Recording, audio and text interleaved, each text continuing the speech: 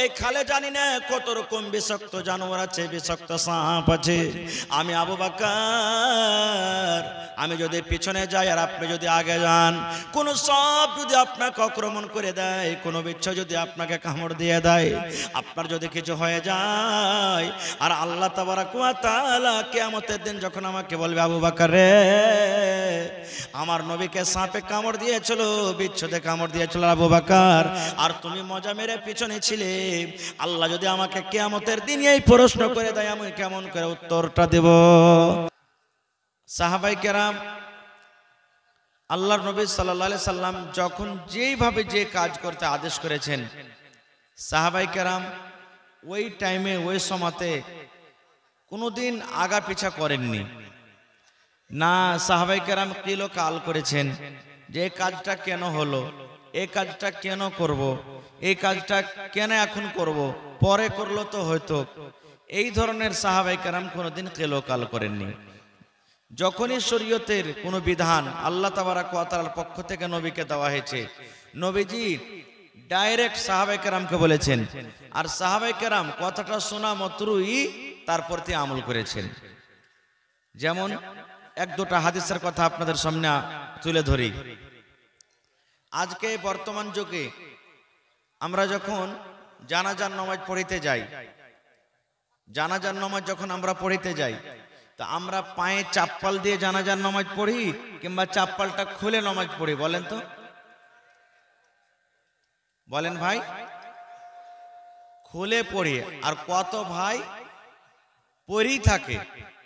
কত ভাইকে দেখবেন যে ও জানছে যে চাপ্পাল পিন্ধা নামাজ পড়তে হয় না, তখন কি করবে জানেন? চাপ্পালের পা থেকে ফিতাটাকে নামতে করে দিবে, আর ওই চাপ্পালের উপরই দাঁড়িয়ে থাকবে। আছে না এরকম? আচ্ছা বলেন তো, এটা চাপ্পাল খোলা হলো না পিন্ধাই হলো? জোরে বলেন। পিন্ধাই হলো। খুলতে গেলে ওকে ভালো করে খুলে সাইডে রাখতে হবে, আর না তো পিন্ধা থাকলে ভালো করে পিন্ধা থাকতে হবে। এটা ফের কেমন খোলা যে ফিতাখানটা পা থেকে বাইর করে দিলেন, ওর পরে আপনি খাড়িয়ে থাকলেন, ওইটা আপনার খোলা হয়ে গেল। এ ভাই মুসলমান, যদি আপনাকে বিশ্বাস থাকে, ভালো করে শুনেন, যদি আপনাকে বিশ্বাস থাকে যে আমার চাপ্পাল, আমার জুতা, আমার স্যান্ডেল পাক পবিত্র আছে, কোনো ময়ল কুচল নেই, তো আপনি ওইটাকে পিন্ধি জানাজার নামাজ পড়িতে পারেন, কোনো অসুবিধা নেই, কোনো অসুবিধা নেই। এবার কত লোক যারা জানে না, হয়তো শরীয়ত বুঝে না, এখনই আমার শ্রদ্ধেয় দুইজন মেহমান শিক্ষা সম্পর্কে কত গুরুত্ব একবারে শর্ট টাইমে কথা বললেন, যে কত ভাই জানে না, শরীয়ত বুঝে না, দিন বুঝে না। যদি কোনো মৌলভী সাহেবকে বা যারা শরীয়তের কোন এমন কাজ করছেন যে জানছেন, তো ডাইরেক্ট ওকে জিজ্ঞাসা না করে যে ভাই এটা কি শরীয়ত আছে, না করে এর সামনে ওর সামনে ওর সামনে একবারে এমন বমের মতন করে বিস্ফোট করবে যে বলার শেষ নেই। এই সালামুলবি এই দুদিন থেকে পড়ে এসেছে, এরকম এরকম ফতোয়া দিচ্ছে। কত বড় এই পড়ালেখা হয়ে গেছে, এতদিন থেকে এরকম হয়নি, এখন এরকম হয়েছে বলছে কি বলে না? ভাই আমার, একটা বুখারী শরীফের হাদিস শুনেন। আল্লাহর নবী মসজিদে নববী মদিনার মসজিদে নামাজ পড়ছেন, সাহাবায়ে কেরাম সাথে আছেন, জামাতে নামাজ চলছে। আল্লাহ রাসূল জামাতে নামাজ পড়ছেন, সাহাবায়ে কেরামও নামাজ পড়ছেন, জামাতে নামাজ চলছে। আল্লাহ রাসূল ইমাম হয়ে আছেন, সাহাবায়ে কেরাম মুক্তাদি, নামাজ চলছে। আর নামাজ কোন হালাতে জানেন? জুতা পিন্ধা নামাজ পড়ছেন মসজিদের ভিতরে। কোন গল্প কিসসা কাহিনী না, সহিহ হাদিস। সাহাবায়ে কেরাম আল্লাহর নবী জুতা পিন্ধে নামাজ পড়ছেন, ফরজ নামাজ, কোন সুন্নাত নফল নয়, ফরজ নামাজ পড়ছেন জুতা পিন্ধে। এবার নামাজ পড়তে পড়তে হঠাৎ করে আল্লাহ রাসূল সাল্লাল্লাহু আলাইহি সাল্লাম জুতাটাকে খুলে সাইডে রেখে দিলেন নামাজের হালাতে। ধরেন আল্লাহু আকবার বলে হাত বেঁধে আছেন, দোয়া পড়ছেন, দোয়া পড়তে পড়তে কি হলো না হলো, এবার জুতাটাকে খুলে আল্লাহ রাসূল এরকম ভাবে পা দিয়ে সাইডে হটিয়ে দিলেন। সাহাবায়ে কেরাম আল্লাহ রাসূল সাল্লাল্লাহু আলাইহি সাল্লামের দেখা পর মনে করলেন যে মনে হয় আজ থেকে নামাজের হালাতে জুতা পিন্ধা নামাজ পড়াটা বুঝেন আল্লাহ মানা করে দিলেন, হারাম হয়ে গেল। তো রাসূল যখন খুলে দিলেন, তা আমরাও খুলে দিই। সাহাবায়ে কেরাম সব জুতা খুলে দিলেন, যতটি মসজিদে নামাজ পড়ছিলেন জুতা পিন্ধা সবাই জুতা খুলে দিলেন। এবারে নামাজ শেষ হলো, সালাম ফিরলেন। সালাম ফেরার পর নবীজি পিছন দিকে যদি দেখছেন, সুবহানাল্লাহ, আমার সব সাহাবীরা জুতা খুলে দিয়েছেন, সব জুতা খুলে দিয়েছেন। এবার নবীজি সাহাবীদেরকে বলছেন, আরে বাবা, কি ব্যাপারটা, তোমরা জুতা খুলে নামাজ পড়েছো, কোন লোকের পায়ে জুতা নেই, তোমরা সব জুতা খুলে সাইডে রেখে দিয়েছো মানে? তো বলছে, নবীজি আপনাকে জুতা যে খুলতে দেখেছি, আমরা ভাবলাম যে আল্লাহ তাবারাক ওয়া তাআলার পক্ষ থেকে আজ থেকে মনে হয় জুতা পিন্ধে নামাজ পড়াটা হারাম হয়ে গেল, এই জন্য আমরা আপনাকে জুতা খুলতে দেখেছি, তা আমরা খুলে দিলাম। এবার নবীজি কি বললেন জানেন? রে আমার সাহাবীরা, জুতা পিন্ধে নামাজ পড়াটা আল্লাহ রাব্বুল আলামিন মানসুখ করেননি, হারাম হয়ে যায়নি। জুতা পিন্ধে তুমি নামাজ পড়তে পারো, কিন্তু সাহাবীরা শুনে নাও, যখন তুমি আল্লাহর ঘরে ঢুকবে, যখন তুমি মসজিদের ভিতরে আসবে, তোমরা নিজের নিজের জুতাটাকে তোমরা দেখে নাও। সাহাবী, আমি কেন জুতাটা খুলে হটিয়ে দিলাম, কেন জুতাটা আমি পা থেকে খুলে সাইডে রেখে দিলাম? এই জন্য আমি জুতাটাকে খুললাম, আমার পায়ে যে জুতা ছিল সেই জুতাতে ময়লা লেগেছিল, সেই জুতাতে ময়লা লেগেছিল, গান্দা লেগেছিল, ময়ল লেগেছিল। আমি কিন্তু দেখিনি, আমি কিন্তু জানি না যে আমার জুতাতে ময়লা লেগে আছে। আল্লাহর ফেরেশতা জিবরিল আমিন আমার কাছে এলেন, আসার পর আমার কানে কানে বললেন, ইয়া রাসূলুল্লাহ, আল্লাহর নবী গো, আপনি যে জুতা পিন্ধা নামাজ পড়ছেন গো নবীজি, এই জুতাতে ময়লা লেগে আছে, এই জুতা আপনার নোংরা হয়ে আছে, এই জুতা নাপাক হয়ে আছে, এই ময়লাওয়ালা জুতা পরে নামাজ হবে না গো নবীজি, তাড়াতাড়ি করে আপনি জুতাটাকে খুলে সাইড করে দেন। রাসূল বললেন, সাহাবী রে, আমার জুতাতে ময়লা লেগেছিল, আমার জুতা নোংরা হয়েছিল, আমার জুতাতে গান্দা লেগেছিল, এই জন্য আমি জিবরিলের কথা মতো জুতাটাকে আমি খুলে দিলাম। এ আমার সাহাবীরা, তোমরা শুনে নাও, যখন তোমরা মসজিদের ভিতরে আসবে, যখন তোমরা জানাজার নামাজ পড়িতে যাবে, জানাজার নামাজে তোমরা দাঁড়াবে, তোমরা নিজের নিজের চাপ্পালকে দেখে নাও, তোমরা নিজের নিজের জুতাকে তোমরা দেখে নাও। যদি তোমাদের বিশ্বাস থাকে, তোমাদের যদি ইয়াকিন থাকে, আমাদের জুতাতে কোনো ময়লা নাই, আমাদের চাপ্পালে কোনো ময়লা নাই, আমাদের চাপ্পাল নোংরা হয়ে নাই, আমাদের জুতা নোংরা হয়ে নাই, আল্লাহর নবী বলেছেন, সাহাবীরা আমার উম্মত, ওই চাপ্পাল জুতা পরে তোমরা নামাজ পড়তে পারো, কোনো রকমের বাধা নাই। কেন হাদিসটা আমি বললাম? যে সাহাবায়ে কেরাম শরীয়তকে কতটুকু মানতেন, নবীকে কতটুকু মানতেন। আল্লাহ রাসূল তারাকে জুতা খুলতে বলেননি, শুধু নবীকে করতে দেখেছেন বলে কি করলেন? সুবহানাল্লাহ, সব জুতা খুলে দিলেন। আর আজকে আমাদের প্রতি শরীয়ত এত ভাবে বলা হয়েছে, দিনের কথা এত বলা হয়েছে, একদিক থেকে আমরা শুনছি আর একদিক থেকে আমাদের বের হয়ে চলে যাই। আর একটু আগে চলেন, আনাস রাদিয়াল্লাহু তাআলা আনহু, আনাস বিন মালিক রাদিয়াল্লাহু তাআলা আনহু একজন সাহাবী, উনি বলছেন যে আমি আবু তালহা রাদিয়াল্লাহু তাআলা আনহুর বাড়িতে আমি মদ পান করাছিলাম, লোককে শরাব পান করাছিলাম। আজকে যখন আপনার বাড়িতে কুটুম আসে তো নাস্তা দেন, নাস্তা দেন কি দেন না? হানা বলেন নাস্তা দেন, তারপরে তখন চা বানিয়ে দেন নাকি? তো চা বানিয়ে দেওয়াতে, নাস্তা দেওয়াতে আমাদের কি কোনো লজ্জা হয়? আমাদেরকে শরম লাগে? চা খেতে দিতে শরম লাগে? না খেতে দিতে হলে শরম লাগবে, কিন্তু খেতে দিলে শরম লাগবে না, ওইটা ইজ্জত সম্মান করা হলো। তো আনাস বিন মালিক রাদিয়াল্লাহু তাআলা আনহু বলছেন, আবু তালহার বাড়িতে একটা পার্টি চলছে, 10 জন 20 জন 50 জন একটা পার্টি চলছে। আর আবু তালহা রাদিয়াল্লাহু তাআলা আমাকে বলছেন যে আনাস, আমার বাড়িতে যতটি কুটুম আছে সবটিকে মদ পান করাও, শরাব পান করাও। সুবহানাল্লাহ, তখন কিন্তু শরাব হারাম হয়নি, শরাব পান করা তখন হারাম হয়নি। তো আনাস বিন মালিক বলছেন যে আমি সবকে মদ পান করাচ্ছি, শরাব পান করাচ্ছি, কাপে ঢেলে ঢেলে, গিলাসে ঢেলে ঢেলে, লোটাতে ঢেলে ঢেলে সবকে দিচ্ছি আমি, চলছে খুব মজ মাস্তি চলছে, শরাব পান করছে।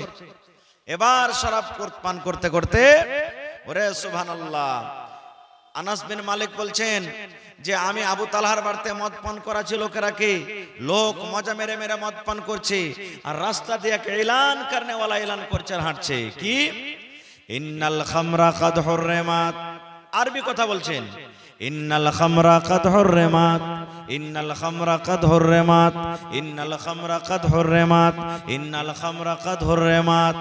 এই কথা বলছেন আর চলে যাচ্ছেন। এর মানে হলো আজ থেকে মদ হারাম হয়ে গেল, আল্লাহ মদকে হারাম করে দিলেন, আজ থেকে মদকে হারাম করে দেওয়া হলো। ইন্নাল খামরা কাদ হুররিমাত, আজ থেকে মদ হারাম করে দেওয়া হলো। ও মদিরা লোকেরা, তোমরা আর মদ পান করতে পাবে না, তোমরা আর দারু পান করতে পাবে না, তোমরা শরাব পান করতে পাবে না। আজ থেকে শরাব হারাম করে দেওয়া হলো, শরাবকে হারাম করে দেওয়া হলো, মদকে হারাম করে দেওয়া হলো, মদকে হারাম করে দেওয়া হলো। লোকটা বলছেন আর চলে যাচ্ছেন।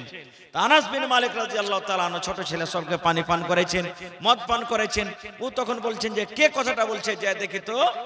এবার ওই সাহাবী আনাস বিন মালিক রাদিয়াল্লাহু তাআলা রাস্তাতে এসে দেখছেন যে একজন সাহাবী বলছেন ইন্নাল খামরা কাদ হুররিমাত, বলছেন আর রাস্তা দিয়ে চলে যাচ্ছেন, বলছেন আর রাস্তা দিয়ে চলে যাচ্ছেন।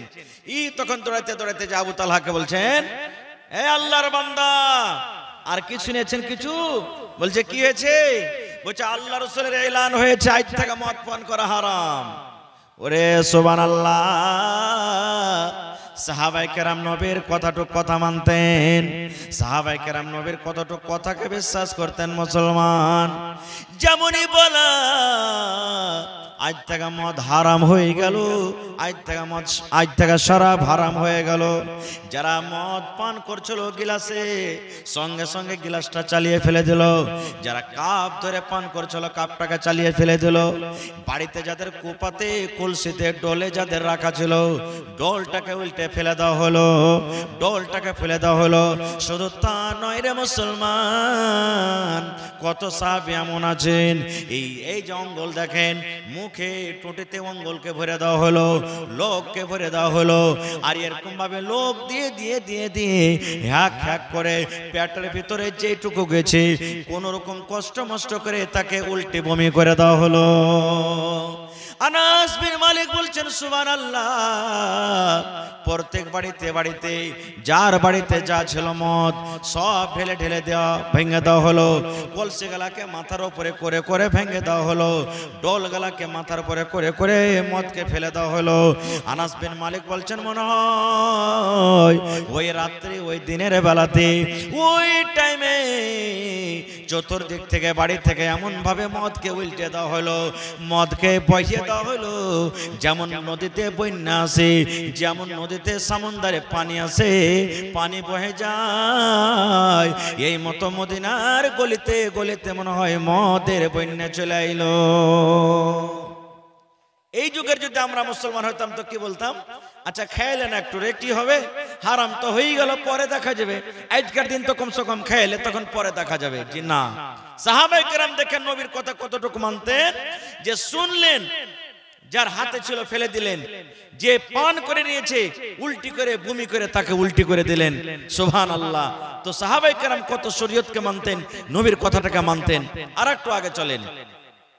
আল্লাহ রাসূল সাল্লাল্লাহু আলাইহি সাল্লামকে যখন মক্কার বেঈমান শয়তানেরা বাড়ি ঘেরাও করে নিলেন, নবীকে মারবো বলে মক্কার বড় বড় সরদার আবু জাহাল, আবু লাহাব, আবু সুফিয়ান, উতবা, শাইবা, এই উকবা বিন আবি মুঈত, মক্কার বড় বড় লোকের একটা মিটিং করলে যে মোহাম্মদ ছেলেটাকে মেরে দেওয়া হোক, মোহাম্মদ ছেলেটাকে শেষ করে দেওয়া হোক।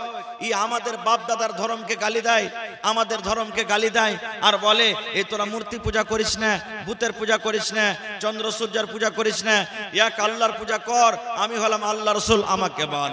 এই জন্য থাকবে বাঁশ না বাজবে বাঁশরি, এই মোহাম্মদ ছেলেটাকে শেষ করে দেওয়া হোক। সব যত মক্কার মুশরিক আছে, মক্কার যত বেঈমানেরা আছে, ওদের নিজের পার্লামেন্টে ওরা নিজের যে মিটিং করার জায়গাটা আছে, পঞ্চায়েত ভবন আছে, সেই পঞ্চায়েত ভবনে মিটিং করে পাস করে নিল যে আজ রাত্রে প্রত্যেক খানদানের কাবিলার একটা করে লোক যাব আর মোহাম্মদের বাড়ি ঘেরাও করব।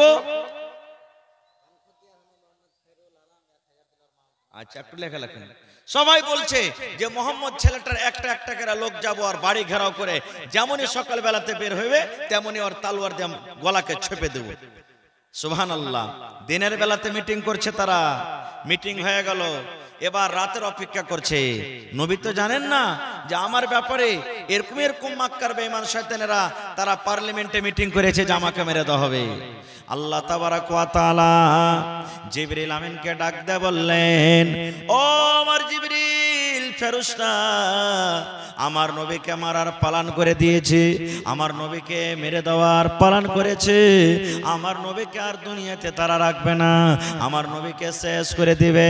এই জন্য জিবরিল যাও যাও যাও যাও, আমি আল্লাহ তাবারাক ওয়া তাআলা তোমাকে আদেশ করি এই মারার খবরটা আমার নবীর কানে তুমি পৌঁছে দাও, এই মেসেজটা আমার নবীকে দিয়ে দাও, আর আমার নবীকে জানিয়ে দাও এই মক্কার লোকেরা তোমাকে আর রাখবে না, এই মক্কার বেঈমানরা তোমাকে মেরে দিবে, এই মক্কার লোকেরা তোমাকে জবাই করে দিবে, এই মক্কার লোকেরা তোমাকে হত্যা করে দিবে।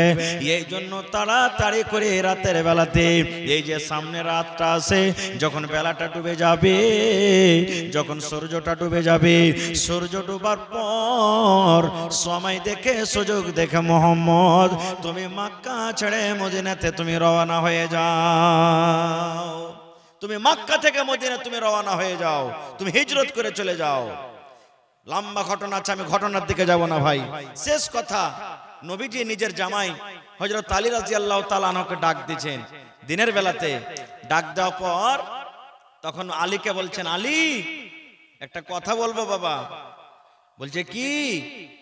আল্লাহ রাসূল বলছেন, আলী রে, এই মক্কার বড় বড় নেতারা, বড় বড় সরদারেরা আমাকে মেরে দিবে বলে পালান করেছে, এই মক্কার বেঈমানেরা আমাকে মেরে দিবে বলে পালান করেছে, আর ওই বেঈমানের মধ্যে আমার চাচা আবু জাহাল আছে, আমার চাচা আবু সুফিয়ান আছে।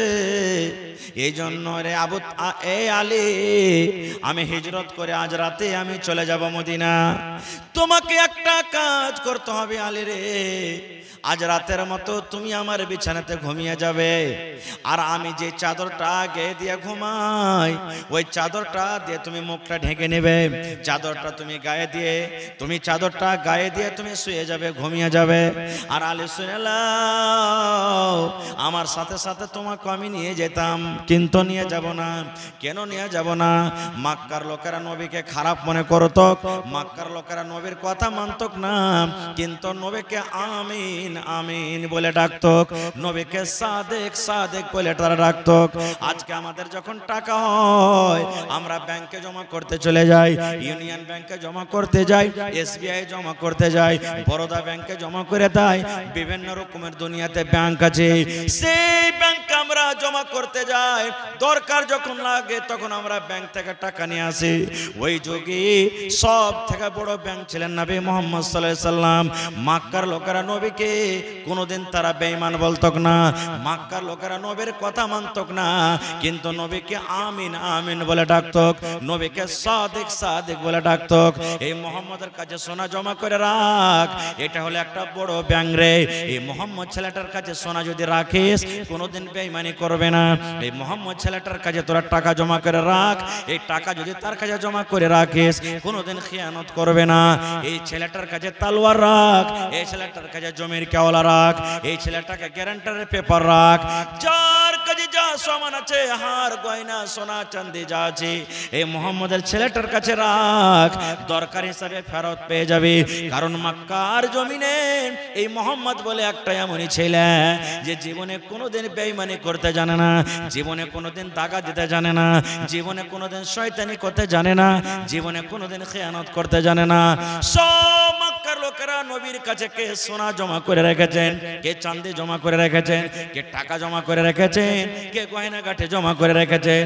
আল্লাহর নবী আলীকে বলছেন, আলী রে, যদি তুমি আমার সাথে চলে যাও আর তোমাকে যদি আমি হিজরত করে নিয়ে চলে যাই, তাহলে মক্কার লোকেরা আমার কথা মানবে না। মক্কার লোকেরা আমার পরে যেটা বিশ্বাস করে রেখেছে, মক্কার লোকেরা যেটা আমার পরে মহব্বত ভালোবাসা দেখে রেখেছে, মক্কার লোকেরা যেটা আমাকে টাইটেল দিয়ে রেখেছে আমিন আমিন সাদিক, এই কথাটা ভেঙে যাবে। এই জন্য আলী তুমি শুনে নাও, আমি নবী মোহাম্মদ আজ রাত্রে হিজরত করে চলে যাব, আর এই ঘরের ভিতরে মক্কার অমুক লোকের সোনা রাখা আছে, অমুকের হলো এটা দান, অমুকের হলো এটা চাঁদে, অমুকের হলো এটা তালোয়ার, অমুকের হলো এটা কাওয়ালা। আলী শুনে নাও, সকাল যখন হবে আলী রে, তুমি একে এক করে ডেকে ডেকে ডেকে ডেকে ডেকে যার যেটা সামান আছে তুমি তার হাতে তুলে দিবে, আর হাতে তুলে দেওয়ার পর তুমিও মদিনার দিকে রওনা হয়ে যাবে। নবীজি বুঝিয়ে দিলেন সব। এবার নবীজি রাত লেগে গেল, রাত লেগে গেল। মক্কার লোকেরা যারা পালন করেছিল যে সুবহানাল্লাহ, এই রাত্রে নবীকে শেষ করে দেবো, মোহাম্মদকে শেষ করে দেবো। ঘটনাটা লম্বা, আমি ঘটনার দিকে যাব না। শেষ কথা, হযরত আলী রাদিয়াল্লাহু তাআলা আনহু নবীর কথা মতন বিছানে ঘুমিয়ে গেলেন। আচ্ছা আপনারা বলেন তো, একই আগুনেতে যদি 3-4 ভাই আমরা থাকি, আর একটা ভাইয়ের পরে খুব বড় কেস হয়ে গেছে, মার্ডার কেস হয়ে গেছে মনে করেন, এবার পুলিশ কিন্তু ধরতে আসবে ভাইটাকে। তো যদি পুলিশ ওই জানছে, সবাই বাড়ির লোক জানছে যে পুলিশ ধরতে আসবে, তো অন্য অন্য ভাইয়েরা বাড়িতে শুধবে সেদিন, না মাঠে পালিয়ে যাবে? বলেন তো, শুধবে সেদিন বাড়িতে?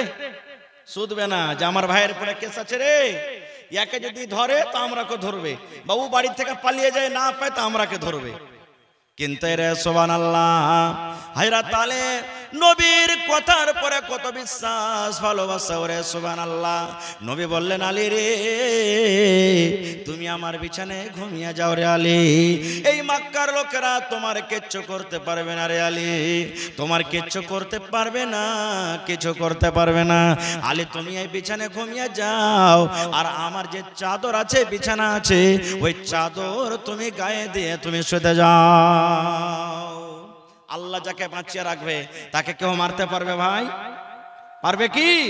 তাই কবির দাস একটা হিন্দু কবি, উনি বলছেন, যত কো কাঁটা বয়ে, যত কো কাঁটা বয়ে, তাহি বই তু ফুল, तो को फूल के फूल है, वाको है तेरे सोल। जाको राखे सैया, जाको राखे सैया, मार सकी ना कोई, बाला बाका कर सके जो जग बैरी हो। सैया माने हलो अल्लाह, সাইয়া মানে আল্লাহ, যাকো রাখে সাইয়া মানে আল্লাহ যাকে বাঁচিয়ে রাখবে, মার সকি না কই, তাকে কেউ মারতে পারবে না। বাল না বাঁকা কর সকে জো জগ बैरी होय, জগ মানে দুনিয়া, সমস্ত দুনিয়ার লোক যদি তার দুশমন হয়ে যায়, শত্রু হয়ে যায়, কিন্তু আল্লাহ বাঁচিয়ে রাখলে তাকে কেউ মারতে পারবে না। খুব তো ভাইরা আমার, শেষ কথা আমি কেন বললাম ঘটনাটা, ঘটনার দিকে আমি যাব না, ঘটনাতে কি হলো না হলো অধিকার যাব না, তবে কেন বললাম, এই জন্য বললাম যে হযরত আলী রাদিয়াল্লাহু তাআলা আনহু নবীর কথার প্রতি কতখানি ইয়াকিন বিশ্বাস করেছেন, যে নবীকে না পেয়ে আলী জানছেন যে নবী যদি বাড়ি থেকে চলে যান, নবীকে মারতে এসেছে, ও যদি না থাকে তার বদলাতে হয়তো আমাকে মারবে, আমাকে জবাই করবে, আমার পিঠে লাঠি চলবে, আমার পিঠে তালোয়ার চলবে, আমার পিঠে ছোরা চলবে। তবে কিন্তু নবীর কথার পরে কত বিশ্বাস, নবী বলে দিলেন যে আমার চাদর গায়ে দিয়ে তুমি ঘুমিয়ে যাও, তোমার কিচ্ছু হবে না। এবার হযরত আলী কি বলছেন, ওরে সুবহানাল্লাহ, আমার জীবন পর্যন্ত যতদিন আল্লাহ আমাকে জীবন দিয়েছেন, ওই রাতটাতে আমাকে আল্লাহ যত ঘুম দিয়েছেন, আরামে ঘুম করেছি, কোনোদিন আমি জীবনে এরকম ঘুম আমি কোনোদিন ঘুমাইনি। আলী বলছেন কোনোদিন ঘুমাইনি। আর একটু আগে চলেন, আপনাদের এলাকাতে, আপনাদের দেশে, আপনাদের এই এলাকাতে মহিলারা, মায়েরা, খালারা ঈদ বকরিদের নামাজ পড়েন কোথায়? মসজিদে না ঈদগাহে? ঈদ বকরিদের নামাজ ঈদগাহে পড়েন না মসজিদে? জোরে বলেন না জি ভাই, জি ঈদগাহে পড়েন। মাশাআল্লাহ, আলহামদুলিল্লাহ, এটা খুশির খবর। আল্লাহর নবীর জামানাতে বুখারী শরীফের হাদিস, ঈদের নামাজ কিংবা বকরিদের নামাজ পড়ার জন্য নবীজি ঈদগাহের মাঠে গেছেন। ঈদের নামাজ হয়ে গেল, নামাজের পর খুতবা হবে। নবীর যুগে মাইক ছিল না যে নবীজি মুখে কথা বলবেন, মাইকে অনেক দূর পর্যন্ত আওয়াজ যাবে। যেমন এখানে কথা হয়েছে, আমার মায়ের খেলারা ওদের পেন্ডালে আছে, আওয়াজ পৌঁছেছে, পৌঁছেছে না পৌঁছে না? আওয়াজ পৌঁছে তাদের পেন্ডালে পৌঁছেছে। কিন্তু নবীর যুগে মাইক ছিল না, নবীজি পুরুষরাকে আওয়াজ করলেন, পিছন দিকে মহিলা, মুখের আওয়াজ মাইকের সমান হয় না। রাসূল বেলালকে বলছেন, বেলাল চলো আমার সাথে চলো, ওই মহিলা প্যান্ডেলে চলো, মহিলার কাতারে চলো। এবার কাতারটাকে চিরে চিরে চিরে নবীজি চলে গেলেন মহিলাদের কাছে। এবার নবীজি মহিলাদেরকে স্পেশাল ভাবে ওয়াজ করতে লাগলেন, ইয়া মাশারান নিসাই তাসাদ্দাকনা ফাইন্নী উরিতুকুন্না আকসারাহালিন নার। আল্লাহর নবী ওই ঈদগাহের ময়দানে ওয়াজ করতে লাগলেন, নসিহত করতে লাগলেন। এ আমার মায়েরা খালারা শুনলেন, আল্লাহর নবী ঈদগাহের মাঠে ওয়াজ করতে লাগলেন, মা ইয়া মাশারান নিসা, এ মহিলার দলেরা, এ নারীর দলেরা, তাসাদ্দাকনা, তোমরা দান করো, তোমরা সাদকা করো, তোমরা খায়রাত করো। নবী বললেন, কেন না, যেদিন আমাকে আল্লাহ রাব্বুল আলামিন মিরাজ করালছেন, যেদিন আমাকে আল্লাহ তাবারাক ওয়া তাআলা মক্কা থেকে ফিলিস্তিন নিয়ে গেছেন, বাইতুল মুকাদ্দাস থেকে আবার 7 আকাশের উপরে আমাকে নিয়ে যাওয়া হয়েছিল। 7 আকাশের উপরে সিদরাতুল মুনতাহার আগে আমাকে আল্লাহ তাবারাক ওয়া তাআলা জান্নাত দেখতে বললেন। আমি জান্নাত ঘুরে ঘুরে দেখলাম। তারপরে আল্লাহ তাবারাক ওয়া তাআলা আমাকে বললেন, নবীজি একটু জাহান্নামের দিকে আপনি নজর করে দেখেন, জাহান্নামের দিকে আপনি একটু তাকিয়ে দেখেন। আল্লাহ রাসূল বললেন, ও মহিলার দলেরা, আমি জাহান্নামে যেমন টুকি মারলাম, নজর করে দেখলাম, ওরে সুবহানাল্লাহ, জাহান্নামের ভিতরে শুধু নারী আর নারী, জাহান্নামের ভিতরে শুধু মহিলা আর মহিলা, জাহান্নামের ভিতরে শুধু নারী আর নারী পড়ে আছে। হাও মাও করে তারা চিৎকার করছে, মা মরে গেলাম, আল্লাহ তুমি বাঁচাও, আল্লাহ বাঁচাও, আল্লাহ বাঁচাও, মরে গেলাম, ওরে সুবহানাল্লাহ, হাও মাও করে চিৎকার করছে। জাহান্নামের ভিতরে শুধু মহিলারা পড়ে পড়ে কাঁদছে। আল্লাহ রাসূল বলেন, মহিলারে তোমরা দান করো, সাদকা করো, খায়রাত করো রে মহিলা, কারণ আমি তোমাদেরকে জাহান্নামের আগুনে বেশি বেশি করে জ্বলতে দেখলাম। রাসূল বললেন, মহিলা তোমরা দান করো। ঈদগাহের মাঠে রাসূল ওয়াজ করছেন, তোমরা দান করো, তোমাদেরকে জাহান্নামের আগুনে দেখলাম।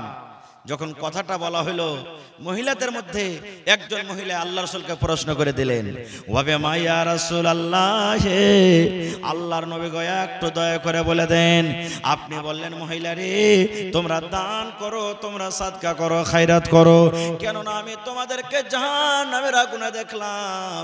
আল্লাহ রাসূলকে একটু দয়া করে বলেন তো, নারীদেরকে যে আপনি জাহান্নামের আগুনে দেখলেন, মহিলারা কোন এমন পাপ করে গো নবীজি, নারীদের দ্বারাতে কোন এমন ভুল হয়ে যায়, কোন এমন মহিলারা পাপ করে, তাদের দ্বারাতে কোন এমন গুনাহ হয়ে যায়, কোন গুনার কারণে আল্লাহ নারাজ হয়ে মহিলাদেরকে জাহান্নামের আগুন দেখলেন। নবী গো একটু দয়া করে বলেন, মহিলারা কোন এমন পাপ করে, কোন এমন গুনাহ করে, সেই গুনার কারণে রব্বুল আমিন তাদেরকে জাহান্নামের আগুনে দেন। বে আমার মায়েরা খালারা শুনেন, আল্লাহ রাসূল বলেন, মহিলা তোমরা মাত্র 2টা গুনার কারণে তোমাদেরকে জাহান্নামে দেখলাম, তোমাদের দ্বারাতে 2টা করে বেশি ভুল হয়ে যায়, তোমাদের দ্বারাতে বেশি করে 2টা গুনাহ তোমাদের হয়ে যায়, তোমরা 2টা গুনাহ বেশি করো, যার কারণে আল্লাহ তাবারাক ওয়া তাআলা তোমাদেরকে জাহান্নামের আগুনে দেন। 1 নম্বর হলো তুকসুনাল্লাহ আনা, তোমরা বেশি বেশি করে লানতান করো। 2 নম্বর গুনাহ নবী বলেছেন ওয়া তাকফুরনাল আশির, যে মহিলারা নিজের স্বামীর মালের নাশুকরি করে। লানতান কাকে বলে, স্বামীর নাশুকরি কাকে বলে, আল্লাহ বাঁচিয়ে রাখে, ইনশাআল্লাহ আবার কোন জালসাতে বলবো। তো 2টা গুনার কারণে, একটা লানতান, একটা স্বামীর নাশুকরি। এই স্বামীর নাশুকরি করার কারণে আল্লাহ তাবারাক ওয়া তাআলা রাসূল বলছেন তোমাদেরকে জাহান্নামের আগুনে দেখলাম। মহিলা জাহান্নামের আগুন থেকে বাঁচতে যদি চাও দান করো। মানুষ নামাজ পড়িতে যায়, কয়টা টাকা পকেটে নিয়ে যায়? 10 টাকা, 20 টাকা, 5 টাকা, 2 টাকা, 1 টাকা, কত ভাই নিয়ে যায় না। জালসা শুনতে যায় 10 টাকা পকেটে নিয়ে যায়, দান করতে হবে। কিন্তু ঈদগাহের মাঠে রাসূল বললেন দান করো। কি দান করলেন মহিলারা জানেন? এ আমার মায়েরা খালারা, হযরত বেলাল বললেন সুবহানাল্লাহ, আমি তলিয়া বিছিয়ে দিলাম, আমি গামছা বিছিয়ে দিলাম, আমি রুমাল বিছিয়ে দিলাম। এবার ওই মহিলারা এক এক করে এবার আসতে শুরু করলেন। যার কাছে টাকা ছিল টাকা দিয়ে দিলেন, যার কাছে টাকা নেই গলার হার খুলে দিয়ে দিলেন, কে নাক থেকে নাকমণি খুলে দিয়ে দিলেন, কে কান থেকে কানের বালি খুলে দিয়ে দিলেন, কে গলা থেকে পান খুলে দিয়ে দিলেন, কে হাত থেকে হাতের বালি বালা খুলে দিয়ে দিলেন, কে লোক থেকে আংটি খুলে দিয়ে দিলেন, কে পা থেকে পায়েল খুলে দিয়ে দিলেন। ওরে সুবহানাল্লাহ। হযরত বেলাল বলছেন ওরে সুবহানাল্লাহ। নবী বললেন মহিলা রে তোমরা দান করো, তোমরা সাদকা করো, কারণ এই দানের কারণে আমি তোমাদেরকে জাহান্নামের আগুনে দেখলাম, তোমাদেরকে এই দুটা গুনার কারণে জাহান্নামের আগুনে দেখলাম। মহিলা তোমরা যদি দান করো, সাদকা করো, আল্লাহ রাব্বুল আমিন দানের কারণে তোমাদেরকে জাহান্নামের আগুন থেকে বাঁচিয়ে নেবেন। এবার মহিলারা যার কাছে যা গয়না গাটি ছিল সুবহানাল্লাহ খুলে খুলে খুলে নবীর সামনে তারা দান করে দিলেন। নারে তাকবীর। আরো একটা হাদিস শুনলেন, সাহাবা কিরাম নবীর কথা কত মানতেন। আপনারা আজকে বলবেন যে হাজী মাওলানা এই যে জালসা হয়েছে আর আপনারা বলছেন দান দাও ভাই দান দাও, এর কি হাদিস আছে? আছে। সাহাবা কিরাম কত বেড়াই ছেড়ে দানে হিস্সা নিতেন। আল্লাহর রাসূল একদিন বললেন দান করো, শুনবেন ভালো হাদিসটা। রাসূল বললেন দান করো, দান তো করবেন সাহাবায়ে কেরাম, কিন্তু পাল্লা পাল্লি শুরু হয়ে গেল দানে, পাল্লা পাল্লি শুরু হয়ে গেল হাদিসের কথা। কেমন পাল্লা পাল্লি জানেন? আল্লাহর নবীর একজন সাহাবী উমর ফারুক রাদিয়াল্লাহু তাআলা আনহু, বড় সাহাবী, উনি বলছেন যে আবু বকর হলেন এটা একজন আল্লাহ রাসূলের সাহাবী, বড় সাহাবী, নবীরকে পরে তার মান সম্মান মর্যাদা, কিন্তু গরীব। তা আল্লাহ রাসূলের সাহাবী হযরত উমর বলছেন যে রাসূল যখন বললেন দান করো, তা আমি মনে মনে ভাবলাম যে আজ আবু বকরকে দান করে জিতবো আমি। আমার কাছে মাল আছে, উট আছে, রাখাল আছে, সোনা আছে, চাঁদি আছে, আবু বকরকে কোনোদিন দান করে জিততে পারিনি, আজ আবু বকরকে দান করে জিতবই জিতবো যেমন করি হয়। হযরত উমর ফারুক বলছেন আমি বাড়ি চলে গেলাম, খাতা কলম নিয়ে বসলাম, খাতা কলম নিয়ে মালকে দুই ভাগ করতে লাগলাম। ভাগ করতে করতে করতে করতে করতে মাল হযরত উমর ফারুক বলছেন দুই ভাগ করে দিলাম। এক ভাগ নিজের মেয়ে ছেলের জন্য, সংসারের জন্য বাড়তে রাখলাম, আর এক ভাগ মাল আল্লাহ রাসূলের সামনে হাজির করে দিলাম। আর উমর ফারুক কিন্তু মনে মনে খুবই খুশি, আজ আবু বকরকে দান করে জিতবই জিতবো, আজ জীবনে পারিনি জিততে, আজ জিতবো ওকে। এত সাহাবী হয়ে গেল। এবার হযরত আবু বকর বাড়ি চলে গেলেন। বাড়িতে যাওয়ার পর বিবিকে বলছেন রে আমার ভালোবাসা বিবি, আল্লাহর নবী বলেছেন দান করতে হবে রে বিবি, দান করতে হবে। উমর ফারুককে আমি দেখলাম বাড়িতে মালকে দুই ভাগ করে দিয়েছে, আর মালকে দুই ভাগ করে এক ভাগ নিজের মেয়ে ছেলের জন্য বাড়িতে রেখেছি, আর এক ভাগ মাল আল্লাহর নবীর সামনে হাজির করে দিয়েছেন। বিবি রে আল্লাহর রাসূল বলেছেন দান করতে হবে রে বিবি, বলো তো বাড়িতে দান করার মতন কিছু আছে কিনা? বাড়িতে সোনা আছে কিনা? বাড়িতে টাকা আছে কিনা? বাড়িতে দানা আছে কিনা? বাড়িতে গয়না আছে কিনা? বিবি রে দয়া করে বলো দান করার মতন বাড়িতে কি আছে? এবার তার বিবি হযরত আবু বকর রাদিয়াল্লাহু তাআলা আনহুর বিবি বাড়িতে খুঁজতে লাগলেন কি আছে কি আছে। এবার খুঁজতে খুঁজতে দেখা গেল বাড়িতে সোনা নাই, বাড়িতে ওরা সুবহানাল্লাহ বাড়িতে কোন রকমের আনাজ নাই। এই বাড়ি ঝাড় জোড় দিয়ে কোন রকম একসা মতো আটা, একসা মতন যাও, কিংবা একসা মানে 2.5 কিলো মতন যাও কিংবা যাওয়ের আটা বাড়িতে পাওয়া গেল। 2.5 কিলো মতন শুধু বাড়িতে যাও কিংবা যাওয়ের আটা পেলেন, তাছাড়া কিন্তু আবু বকর রাদিয়াল্লাহু তাআলা আনহু দান করার মতন বাড়িতে কিছুই পেলেন না। এবার বিবিকে বলছেন যে হাজি সব সাহাবী এত বড় বড় করে দান করলে, আর আমি 2.5 কিলো কি কহে নিয়ে যাব? শরম লাগছে, লজ্জা লাগছে। এত বড় আমি সাহাবী, 2.5 কিলো আমি যাও কিংবা যাওয়ের আটা কেমন করে দান করব? এবার লজ্জা লাগবে বলে হযরত আবু বকর রাদিয়াল্লাহু তাআলা আনহু বুক এরকম ভাবে যাও কোটাকে কিংবা যাওয়ের আটা কোটাকে এরকম ভাবে চেপে নিলেন, আর ওপর থেকে একটা কম্বল কিংবা চাদর গায়ে ঢেকে নিলেন, যাতে কেউ দেখতে না পায় যে কি দান করেছে। এবার হাঁটতে হাঁটতে হাঁটতে হাঁটতে যায় যে ঢেরিতে মাল জমা করা আছে একবারে চুপচাপ কাউকে না জানিয়ে মাল কোটাকে ঢেলে দিলেন, যে ঢেলে দিলেন যাতে কেউ জানতে না পারে। সুবহানাল্লাহ, হেরে সাহাবা কেরামের আমল। এবার যখন ঢেকে দিলেন, মানুষ একটা ফস্টি করে যে যেখানে বাঘ ভাল্লুকের ডর আছে, জঙ্গল আছে, যে তাড়াতাড়ি করে পাসাবো, ওইখানে রাত লাগবে না তো গাড়ি খারাপ হবে, এরকম হয় না? হয় না? তো হযরত আবু বকর বলছেন যে কাউকে জানাবো না, ঢেলে দেবো ঢেরিতে, কেউ জানতে না পারে যে কি দিলে না দিলে, কে জানতে পারবে? আল্লাহ শুধু জানছে, আমাকে তো লজ্জা লাগবে না। এবার রাসূল হাজিরি চালু করে দিলেন, কে কি দিয়েছেন সাহাবায়ে কেরামের মধ্যে কে কি দান দিলে হাজিরি চালু করে দিলেন। এবার রাসূল আব্দুর রহমান বিন আওফকে বলছেন, এই আব্দুর রহমান শোনো তুমি কি দিয়েছো বাবা? হযরত আব্দুর রহমান বিন আওফ বলছেন, আল্লাহর নবী গো, আমি আব্দুর রহমান বিন আওফ গো নবীজি, আমি 1000 কিলো খাজুর দান করলাম। কতটি? 1000 কিলো খাজুর দান করলাম। নবীজি উসমানকে ডাকতে বলছেন, উসমান তুমি কি দিয়েছো বাবা?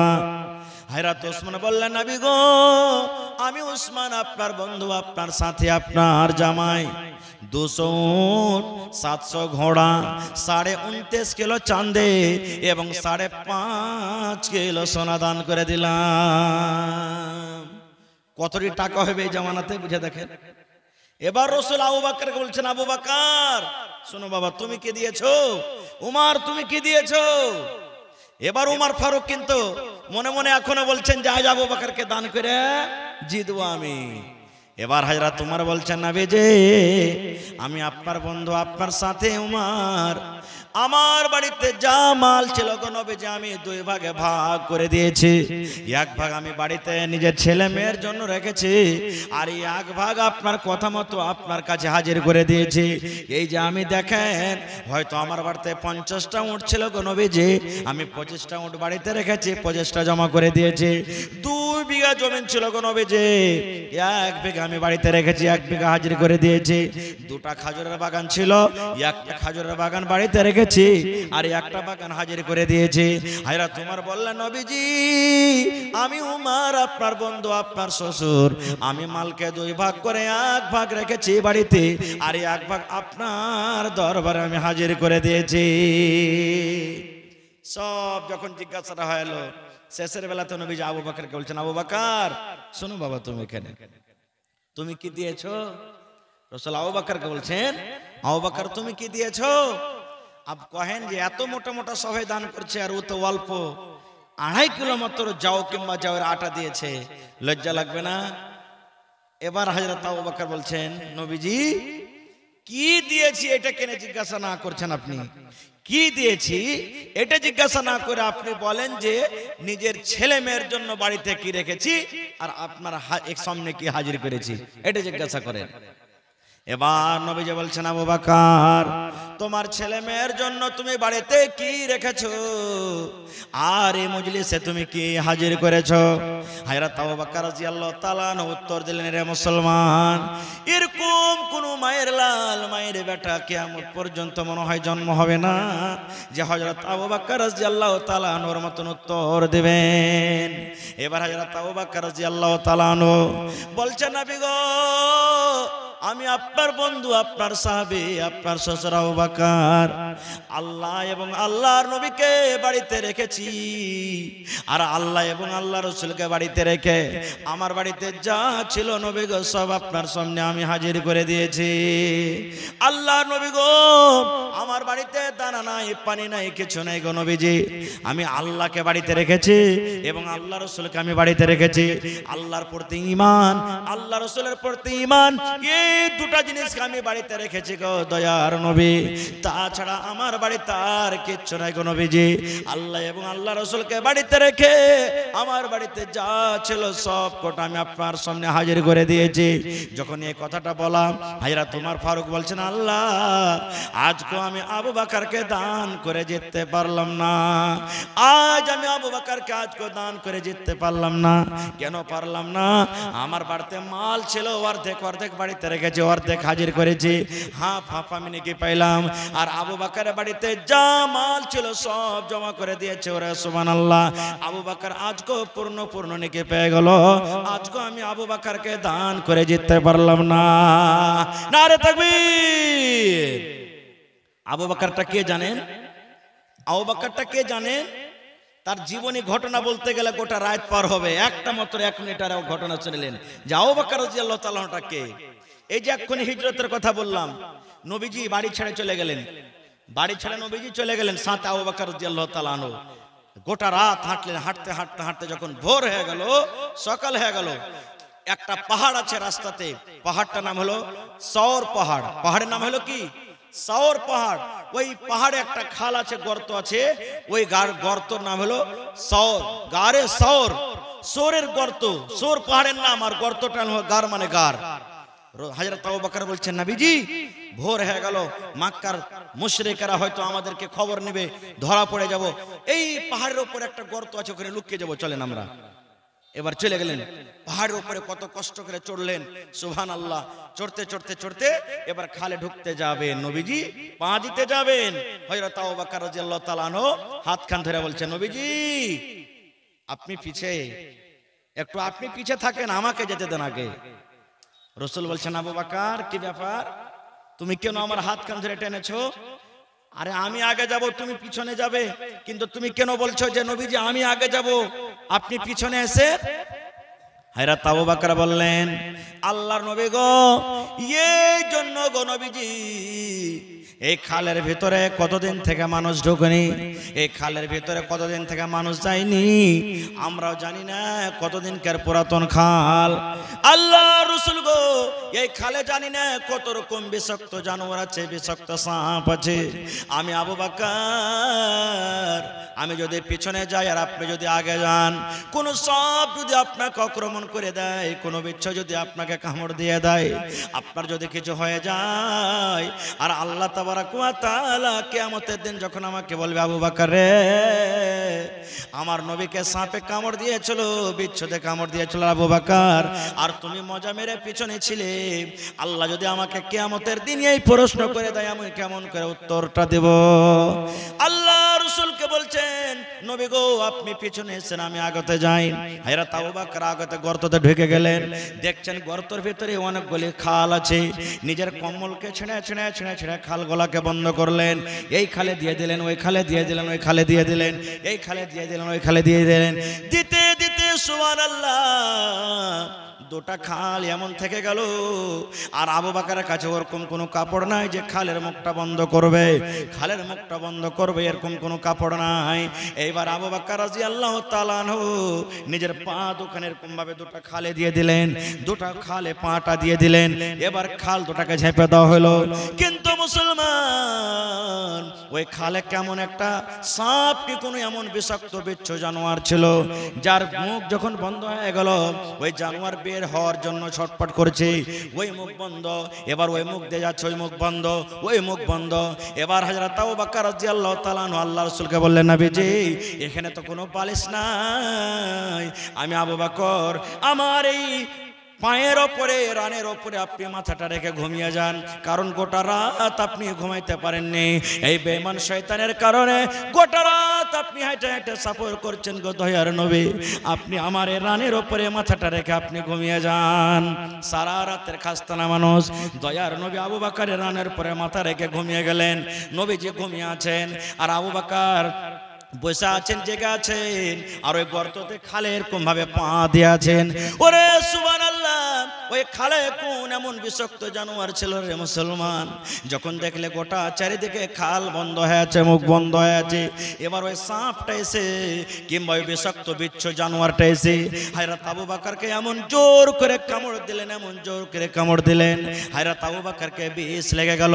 আস্তে আস্তে আস্তে আস্তে করে গোটা শরীরে বিষ চড়তে শুরু হয়ে গেছে।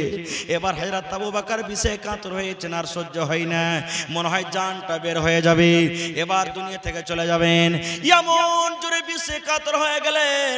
এবার হযরত আবু বকর কিন্তু এখনো নবীকে জানান না, আল্লাহ রাসূল গো আমাকে কোন বিষাক্ত জানোয়ারে কামড়ে নিয়েছে, কেন জাগান না?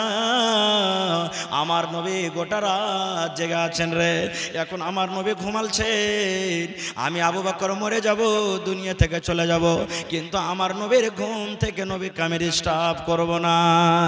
যখন হযরত আবু বকর সহ্য না করতে পেরেছে, চোখ দিয়ে বার পানি ঝরতে শুরু হয়েছে, এক ফোঁটা চোখের পানি যখন নবীর গায়ে পড়ে গেছেন, চট করে নবী চেতন হয়ে গেছেন। এবার চট করে চেতন হয়ে যাওয়ার পর আল্লাহ রাসূল নিজের শ্বশুর আবু বকরকে বলছেন, আবু বকর বাড়ি মনে পড়ে গেল নাকি, ছেলে মেয়ে মনে পড়ে গেল নাকি, জমি জায়গা মনে পড়ে গেল নাকি, দেশ মনে পড়ে গেল নাকি, বাড়ি ঘর ছেড়ে চলে এসেছো, ছেলে মেয়ে ছেড়ে চলে এসেছো আবু বকর, ওই বাড়ির ছেলে মেয়ে মনে পড়েছে নাকি, তাই তোমার চোখে পানি, পানি। হযরত আবু বকর বলছেন আল্লাহ রাসূল গো, না গো আল্লাহ রাসূল, আমার বাড়ি বলে মনে হয়নি, আমার ছেলে মেয়ে বলে মনে হয়নি, আমি বাড়ির মহব্বত মায়ের কারণে আমি কান্দি না গো নবীজি। রাসূল বলছেন তাহলে তোমার চোখে কেন পানি? এবার হযরত আবু বকর বলছেন ইয়া রাসূলুল্লাহ, আল্লাহ রাসূল গো, এই গর্তের ভিতরে ছোট ছোট কিছু গর্ত ছিল, সমস্ত গর্তকে আমি বন্ধ করে দিয়েছি, কিন্তু এই দেখেন দুটা গর্তকে বন্ধ করার জন্য আমি কিছু পাইনি। নিজের পা দিয়ে ঢেকে আছে নবী গো। এই খালের ভিতরে কোনো এমন একটা বিষাক্ত জানোয়ার ছিল, যে জানোয়ারটা আমার পায়ে কামড় দিয়ে দিয়েছে। আমার আর মনে হয় জানটা বাঁচবে না, আমি মরে যাব। আমার জানটা কেমন কেমন করছে, মন খানা আমার ধড়ফড় করছে। তাই নবী গো আমি বিষে কাতর হয়েছে, আর সহ্য হয় না, যার কারণে আমি কান্দি। আল্লাহ রাসূল তারা আবু বকর বলছেন আবু বকর, এত কষ্ট করার তোমার কি দরকার বাবা রে? তোমাকে যখন কামড় দিয়েছে, তোমার পায়ে কামড় দিয়েছে, তখনই কিন্তু তুমি আমাকে কেন উঠাওনি? হযরত আবু বকর বলছেন ইয়া রাসূলুল্লাহ, এই জন্য আমি উঠাইনি গো নবীজি, যে গোটা রাত আপনি জেগে আছেন, আপনার নিনটা ভেঙে যাবে, ঘুমটা ভেঙে যাবে, আপনাকে ভালো লাগবে না। এই জন্য আমি আবু বকর ভাবলাম আমার জান চলে যাক, আমি নবীকে জাগাবো না। যখন কথাটা বলা, আল্লাহ রাসূল একটু মুখ থেকে থুতু নিলেন, ছোপ নিলেন, থুতু নিলেন, লোকে করে একটু থুতু নিলেন, আর থুতু লাগিয়ে নেওয়ার পর আবু বকরের যেই জায়গাতে পায়ে কামড় দিয়েছে, ওই জায়গাতে যেমন লাগিয়ে দেওয়া, 1 সেকেন্ডের মতো সঙ্গে সঙ্গে সব বিষ দূর হয়ে গেল। নারে তাকবীর! এত বড় উমর ফারুক সাহাবী, যাকে দুনিয়াতে জান্নাতের সার্টিফিকেট দেওয়া হয়েছে, সেই উমর ফারুক একদিন আরজু করছেন আল্লাহর কাছে। কি আরজু জানেন? হে আল্লাহ, জীবনের সমস্ত আমল যদি তুমি একদিকে আল্লাহ রেখে দাও, আর আবু বকরের ওই হিজরতটার, ওই যে নবীর সাথে গারে সরেছিলেন, ওই রাতটা আবু বকর যত নেকি পেয়েছে, আল্লাহর বরাবর যদি আমি আমার নেকি পেয়ে যেতাম, আল্লাহ আমার জন্য যথেষ্ট হয়ে যেত। সুবহানাল্লাহ, এত বড় সাহাবী। তো ভাইরা আমার, হযরত আবু বকর রাদিয়াল্লাহু তাআলা আনহু এরকম অনেক ঘটনা আছে, আমি ওদিকে যাব না। শেষ কথা, সাহাবায়ে কেরাম আল্লাহ রাসূল সাল্লাল্লাহু আলাইহি সাল্লামের জন্য, দ্বীনের জন্য, কোরআনের জন্য, সুবহানাল্লাহ, ইসলামের জন্য নিজের জান মালকে যখন রাসূল বলেছেন হাজির করে দিয়েছেন। জানের জরুরি পড়েছে, জান হাজির করেছেন, মালের দরকার হয়েছে, মাল হাজির করে দিয়েছেন। এই জন্য ভাই, আজকে হলো একটা মাদ্রাসা, এই মাদ্রাসাতে আপনাকে জান মাল দুটাই লাগবে, তবে জানের কুরবানি চাইনি আপনাদের কাছে। যখন মিটিং এর দরকার হবে, ভালো মাশওয়ারার দরকার হবে, আপনাকে যখন দাওয়াত করা হবে, আপনি লাব্বাইক বলে মাদ্রাসাতে চলে যাবেন। জরুরি নয় যে টাকা দিয়ে মদত করতে হবে, আপনার যেটা বুদ্ধি আছে, বিচার আছে, ভালো জ্ঞান, ভালো বুদ্ধি দিয়ে আপনি সাহায্য করবেন। এটা হলো একটা সাদকা, একটা নেকি। আজকে আপনারা এসেছেন, মালের দরকার আছে, মাল লাগবে মাদ্রাসাতে, বিনা টাকাতে বিনা মালে মাদ্রাসা চলবে না। আর এই মাদ্রাসা সরকারি তরফ থেকে কোনো সহযোগিতা আসে না, মদত আসে না। মাদ্রাসার সরকার হলেন আপনারা, মাদ্রাসার হিতাকাঙ্ক্ষী হলেন আপনারা, মাদ্রাসার মালিক হলেন আপনারা। আপনাদের দেওয়া টাকাতে, আপনাদের দেওয়া দানে, আপনাদের দেওয়া মালে মাদ্রাসা চলছে। ভাই আমার, আল্লাহর রহমতে আপনারা বসে আছেন। গত বছর এই জায়গাতে আমি এসেছিলাম, আল্লাহুস সামাদ, আমি 5,000 10,000 করে আমি চেয়েছিলাম। গত বছরও আমার মনে পড়ছে, আমি নামটা বললাম, এই গ্রামেরই মনে হয়, কি কোন গ্রামের ছিল, মিয়া বিবি দুইজনে 5-5 করে 10,000 টাকা জমা করেছিল। আমি নামটা ভুলছি, যে আমি 5,000 করে দুজন চেয়েছিলাম। আমার মনে হচ্ছে যে মিয়া বিবি দুজনে 5-5 করে 10,000 টাকা এই মাদ্রাসার জন্য জমা করেছিলেন। তো আজকে দেখি এই মাদ্রাসার জন্য কোন আল্লাহর বান্দা আছেন, একটা লোক 5,000 টাকা দিবেন, একটা লোক 10,000 টাকা নেবেন, একটা লোক 15,000 দিবেন, একটা লোক 20,000 দিবেন। কিংবা যদি কোনো আল্লাহওয়ালা, আল্লাহর পীর মুজাহিদ থাকেন, যে মাদ্রাসার জন্য কোনো মাঠ ঘাটের 1 ডিসমিল 1 কাঠা জমিন বিক্রি করে যা টাকা হবে মাদ্রাসাতে দিয়ে দিবেন ভাই আমার। এবং 50টা লোককে আমি দেখবো 1,000 করে, 50টা লোককে আমি দেখবো 500 করে। এবং কমিটির লোককে বলবো, মা খালাদের পিন্ডালে চাদর দিয়ে পাঠান। মায়েরা খালারাকে বলবো যে মায়েরা প্রত্যেক জলসাতে মায়েরা খালারা দানে আগে থাকে, দান করেন। আজকে থাকবেন আপনারা যতদূর যাকে আল্লাহ শক্তি দিয়েছেন শক্তি হিসাবে আপনারা চাদর ভর্তি করে দানগুলা দিয়ে পাঠান, আপনারা গয়নাগুলি দিয়ে পাঠান, কাঁসার বর্তনগুলো আপনারা দিয়ে পাঠান। গত রাত্রে এই জালসা ছিল একটা চিতরিয়াতে, সুবহানাল্লাহ। 3টা 3:30 রাতে একজন মহিলা খবর পাঠিয়ে দিলেন, মাওলানা একটা আমি ছাগল দান করে দিলাম জালসাতে, সুবহানাল্লাহ। তো মায়েরা খালারা আজকে দেখি এই গিদড়মারি এলাকার আমার মায়েরা খালারা কেমন আছেন যে 1টা 2টা 3টে ছাগল গলা দান করবেন, 2 টাকার 1 টাকার ছাগল দান করবেন, গলার হার গলা দিবেন, পার পায়াল দিবেন, টাকা দিবেন, চাদর ভর্তি ভরি করে টাকা গলা দিয়ে পাঠাবেন। এবং আসেন তো ভাই মজলিস থেকে, পেন্ডাল থেকে, আমার কোনো মা, আমার কোনো খালা, আমার কোনো দাদি, আমার কোনো নানি, আমার কোনো ভাই আছেন যে 5000 একটা লোক দিতে পারবেন, মাশাআল্লাহ। এটা কোন জায়গা থেকে এলো? মাশাআল্লাহ। দেখেন একবার জোরে বলেন নারে তাকবীর। আপনারা হোটেলে ভাত খান নাকি যে ভাই? হায় রে আল্লাহ। দেখেন সাগের এক চাদর ভর্তি করে হার